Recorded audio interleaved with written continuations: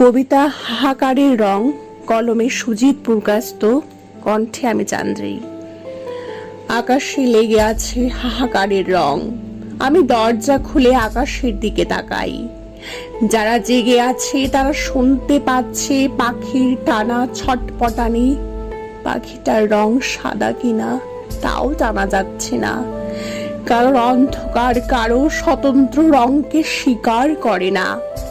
একটা বিধ্বস্ত ভূমিতলের বুকে হাঁটছে ভয় বিহবল রাত। আমার চোখের সামনের আকাশটা ক্রমশ দূরে সরে যাচ্ছে, অথচ যত বেশি অন্ধকার তত বেশি তারা, সেটাই নিয়ম। কিন্তু এই আকাশে তারা নেই, এখানে অন্ধকারও তারা সহাবস্থান করে না। মানুষের চোখের জল মুছিয়ে দিবে বলে একটু একটু করে এগিয়ে আসে প্লাবন।